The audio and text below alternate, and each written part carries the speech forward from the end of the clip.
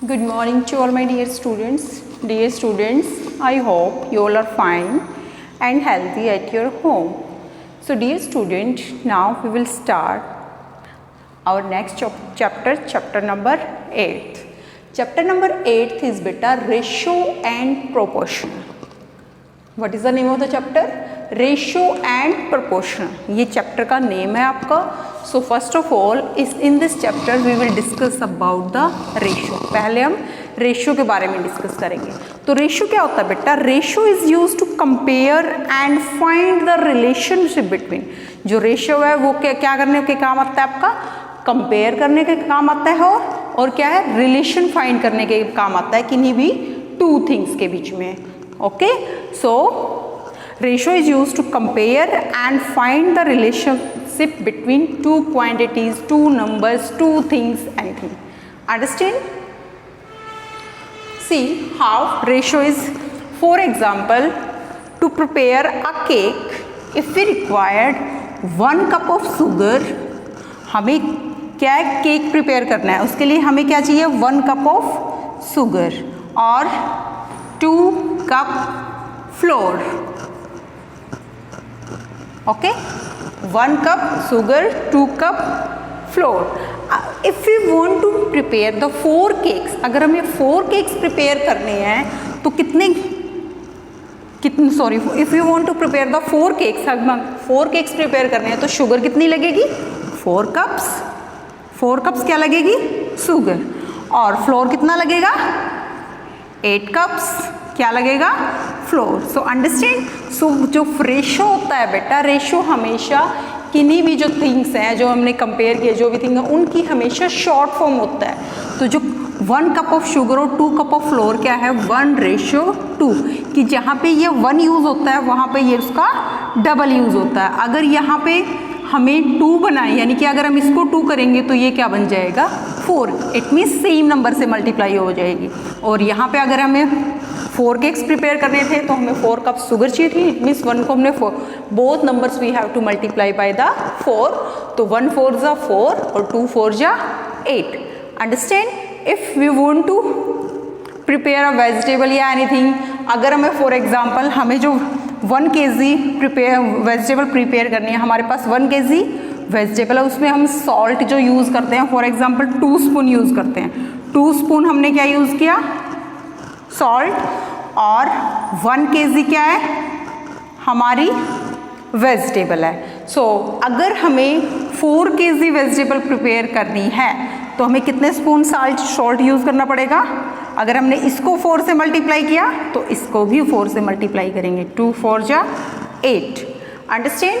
सो जब भी हम रेशो फाइंड करते हैं तो जो उनकी हायर क्वांटिटी निकालनी है तो always we will do the multiply.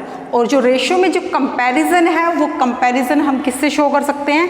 ये यानी कि अगर हमें 2 नंबर्स रेशो में गिवन है कि 8:4, अब हमें इनको स्मॉलर में यूज़ करना है तो हम इसको क्या कर सकते हैं? डिवाइड करके यूज़ कर सकते हैं.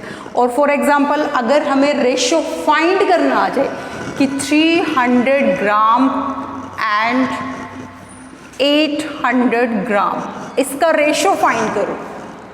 अब तो ये ग्राम में गिवन है, बोथ थिंग्स आर इन ग्राम. अगर हमें इनको रेशो फाइंड करना है तो ये क्या है? 300 ग्राम है, ये क्या है? 800 ग्राम. हमें इन बोथ नंबर्स को क्या करना पड़ेगा? हमें किसी भी सेम नंबर से डिवाइड करना पड़ेगा. Both numbers are divide by 100.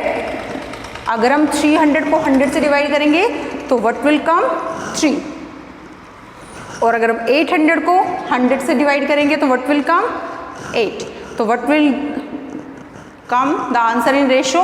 3:8. अब आगे ये नंबर डिवाइड नहीं होते हैं. सो क्या आंसर आया आपका? 3:8. अब नेक्स्ट थिंग आपको क्या ध्यान रखनी है बेटा? अब यहाँ पे तो both things unit is same. दोनों में क्या है? यूनिट सेम है. अगर आपकी यूनिट डिफरेंट है in the one place given ₹7 और वन साइड गिवन 500 पैसे. One side given the amount in rupees, one side is given in पैसे। अब जैसे वहाँ पे one side both side gram are given, अगर एक साइड किलोग्राम एक साइड ग्राम है तो हमें दोनों को यूनिट को क्या करना पड़ेगा, हमें ग्राम में चेंज करना पड़ेगा। अगर आप किलोग्राम में चेंज करोगे तो आंसर क्या हो जाएगा, डेसिमल में, और डेसिमल में प्रॉब्लम है, सो आप हमेशा उसको स्मॉलर यूनिट में चेंज करोगे। सो जो ₹7 है और 500 पैसे हैं, दोनों की यूनिट सेम बनानी पड़ेगी। तो यहाँ पे तो 500 पैसे हैं, यहाँ पे क्या है ₹7। अब इसके भी अगर हम पैसे बनाएंगे तो ₹1 में कितने पैसे होते हैं बेटा, 100। इन ₹1 जो ₹1 होता है उसमें क्या है, 100 पैसे। सो जो हमारे पास ₹7 है, ₹7 में क्या हो जाएंगे, 700 पैसे। ओके, सो नाउ क्या हो जाएगा, 700 रेशो 500। हमें इसको रेशो में फाइंड करना है बिकॉज अब दोनों की यूनिट क्या है, सेम हो गई हैं। सो ये नंबर भी 100 से डिवाइड हो सकता है, ये भी 100 से डिवाइड हो सकता है। सो इसको 100 से डिवाइड करेंगे तो क्या आएगा आंसर 7, और इसको 100 से डिवाइड करेंगे आंसर क्या आएगा 5। Both numbers are divide by 100। Okay, तो ये क्या आ गया 7 रेशो 5। अब सेकंड थिंग क्या है बेटा, आपको रेशो में क्या ध्यान रखना है, आपको हमेशा जो रेशो है उसका ऑर्डर चेंज नहीं करना है। इट मीन्स आप इसको ऐसे नहीं कर सकते, अगर ₹7 पहले गिवन और 500 पैसे बाद में गिवन है तो आप इसको ऐसे नहीं ऑर्डर चेंज नहीं करिए। इट मीन्स 500 पैसे पहले नहीं लिख सकते और ₹7 बाद में नहीं लिख सकते, आपको ऑर्डर सेम रखना है। जो रेशो होता है, रेशो का मतलब होता है कि 7 रेशो 5 है, इसका मीनिंग क्या है बेटा, 7 डिवाइड बाय 5 है। इट मीन्स अगर हमें इसको फ्रैक्शन में लिखना है तो 7 बाय 5 फ्रैक्शन में लिखेंगे तो हम कैसे लिखेंगे इसको, हम 7 बाय 5।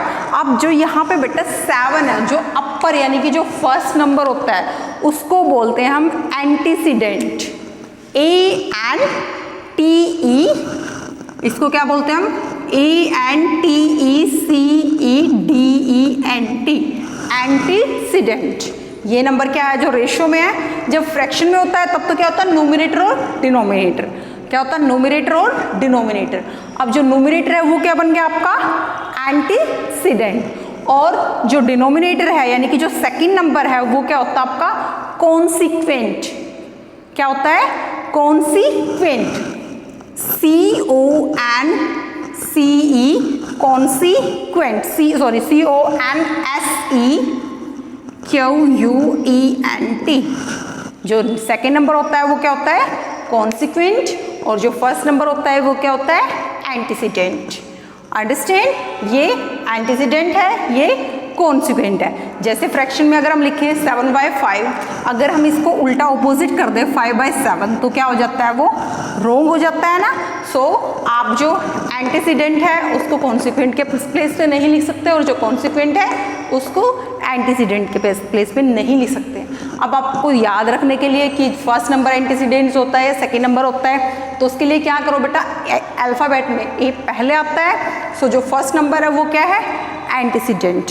ओके, और जो सी है वो ABC बाद में आता है उससे, सो सेकेंड नंबर क्या होता है आपका कॉन्सिक्वेंट। अंडरस्टैंड, समझ आया। तो कोई भी नंबर्स जो हमें गिवन है, हमें अगर हमें नंबर्स वैसे वैल्यूज़ गिवन है और वैल्यूज़ को हमें फ्रैक्शन में चेंज करने हैं, तो सब first of all what we have to do, we have to make the same unit, हमें उनकी यूनिट सेम बनानी पड़ेगी। अगर दोनों सेम यूनिट में गिवन है तो no need to make the same unit, और अगर डिफरेंट यूनिट में गिवन है तो हमें उनकी यूनिट चेंज करनी पड़ेगी। ओके, सेम करनी पड़ेगी। यानी कि ये पैसे था, ये ₹था, तो रुपीज़ को हमने क्या बनाया, पैसे बनाया। और जो फर्स्ट नंबर होता है वो क्या होता है एंटीसीडेंट, और सेकेंड नंबर क्या होता है कॉन्सिक्वेंट। और हम इनका ऑर्डर चेंज नहीं कर सकते, क्योंकि जो 7 बाय 5 है उसको हम अगर हम 5 बाय 7 लिखेंगे तो क्वेश्चन क्या हो जाएगा आपका रॉन्ग हो जाएगा। तो ऑर्डरिंग हम चेंज नहीं कर सकते हैं। अंडरस्टैंड। सो रेशो क्या होता है, रेशो में क्या है, रेशो किस लिए यूज़ करते हैं, to compare the two things. किन्हीं भी टू थिंग्स को कंपेयर करने के लिए हम किसका यूज़ करते हैं, हम रेशो का यूज़ करते हैं। अगर हमें गिवन है ₹20 एंड ₹45, अब इसको रेशो में कन्वर्ट करो।